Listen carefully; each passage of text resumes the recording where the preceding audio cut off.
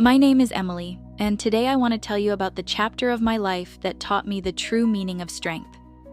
If you met me today, you would probably think I've always had a good life.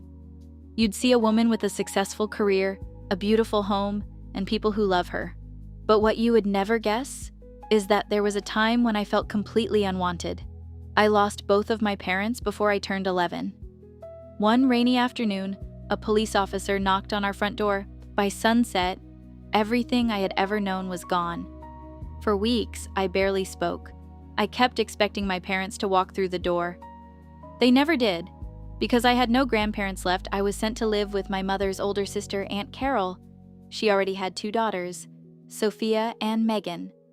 I hoped that maybe, one day, they would become the sisters I had never had. I couldn't have been more wrong. From the very first day, I knew I didn't belong there. Their family photos covered every wall. There wasn't a single place where I fit. At dinner, my cousins sat beside their mother. I sat alone at the end of the table. When Aunt Carol bought new clothes, Sophia and Megan received beautiful dresses. I received whatever no longer fit them. They laughed. It still looks good enough for Emily. Every birthday, they celebrated with balloons, cakes, and presents. When my birthday came, Aunt Carol simply said, "We can't afford another party." Then she handed me an old sweater that had once belonged to Sophia. I smiled anyway. I had learned that crying changed nothing. Things became even harder at school. My cousins hated that my teachers praised me. Every time I received good grades, they became angrier. At home, they found new ways to make my life miserable. One afternoon, Megan hid my homework just before school. When I couldn't find it, Aunt Carol accused me of being careless. Another day, Sophia broke a beautiful vase while playing in the living room. The moment their mother walked in, both girls pointed at me. "Emily did it." I tried to explain. Nobody listened. I spent the rest of the evening cleaning broken glass while my cousins watched television. Sometimes they hid my shoes before school. Other times they threw away the lunches I packed. Then Aunt Carol scolded me for wasting food. No matter what happened, it was always my fault. After a while, I stopped defending myself. I realized something important. Some people don't want the truth. They only want someone to blame. So instead of wasting my energy arguing, I focused on the only thing nobody could take away from me: my education.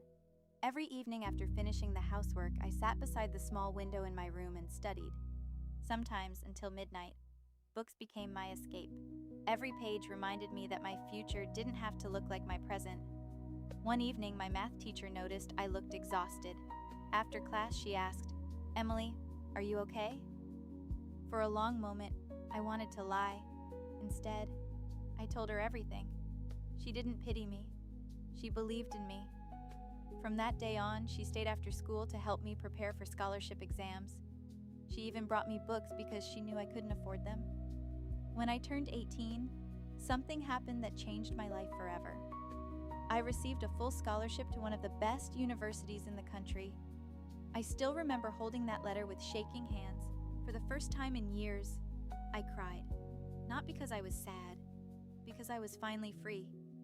Years passed. I graduated with honors, started my own company, worked harder than I ever thought possible. Little by little, the life I had dreamed about became reality.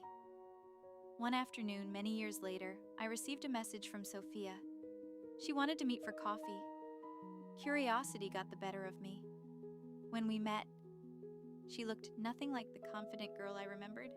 She admitted she had changed jobs countless times. Megan was struggling too. Then Sophia looked at me and quietly said, "I used to be jealous of you." I stared at her in surprise. "Jealous? You had everything." She lowered her eyes. "No, you had something we never did. You never stopped fighting." For a moment, neither of us spoke. I realized I wasn't carrying anger anymore, only peace. Before we left, I hugged her, not because she deserved it years ago, but because I deserved to let go. Today, people often ask me how I became successful.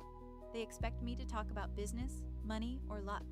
Instead, I tell them this: your past can shape you, but it never has to define you. Sometimes the people who try hardest to hold you back become the reason you decide to fly. And that was the greatest lesson of my life.